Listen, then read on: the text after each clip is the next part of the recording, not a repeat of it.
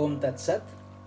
My humble prostrations to the all-pervading Brahman or God, to my worshipful Guruji, Swami Jyotirmayananda Ji Maharaj, to all the sages and saints, and to each of you divine soul watching today's satsang.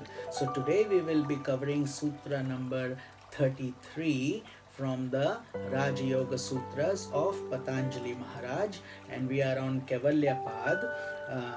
The commentary is by my Pujniya Worshipful Guruji, Swami Jyotirmayananda Ji, and narrated by myself, Swami Nikhilananda. So the sutra is again Sutra 33, Kaivalya Pad, and this is the second last sutra. So for those of you who have stuck with me through this entire process over several months following every sutra, we are almost coming to a conclusion. Today is Sutra 33 and 34 is the last sutra, and we would have covered the whole series of the Raja Yoga Sutras of Patanjali Maharaj. And this is the final Kaivalya Pad, and I hope you've enjoyed this journey with me.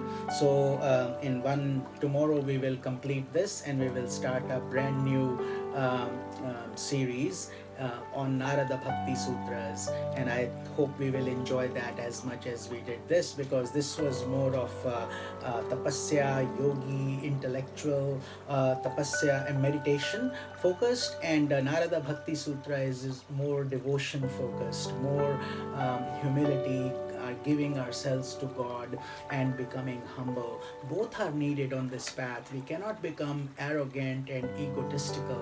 That way we will not progress at all on this path. So this path is not an intellectual path. This path is a holy path. So I hope it's coming through to you clearly through this journey. And very few people actually strive for liberation, but nevertheless, those of you who are serious, you will make tremendous progress by dedicating yourselves to this. So let's move on. Sutra number 33, Kaivalya Pad. The sutra is Kshana Pratiyogi Parinama Aparanta Niragrahya Kramaha. Again, Kshana Pratiyogi Parinama Aparanta Niragrahya Kramaha. Again, the series which we covered in the previous sutra, Sajati, the same similar series. So the krama is the flow of movements which are dependent upon the perception of the end of each modification. So this is just a little bit of an extension of Sutra number 32, that changes continue in all objects ceaselessly, bringing about a series of modifications.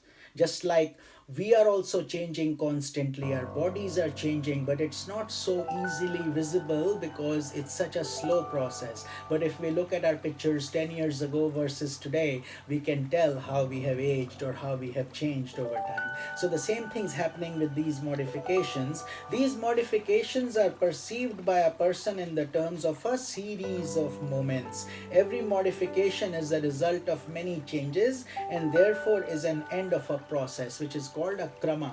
Krama is a series.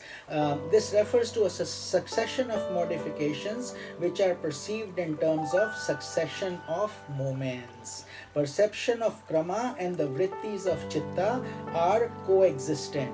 So that's why the first sutra, remember, was yoga chitta vritti nirodha, that the yoga means to control the vrittis, the thought waves that come out of our chitta. So therefore the perception of the krama, the vritti, is controlling these thought waves that are coming from the chitta. So in the state of Kaivalya or liberation, the very chitta itself is transcended. So the whole purpose of chitta is no longer needed, because the chitta is there only to give you this illusion and the coverage of the world process, which of course now you have already attained self-realization. You have been able to see the soul itself, the consciousness. So therefore there is no need for the chitta. So the krama terminates for a yogi. At this stage there is no need for that krama even.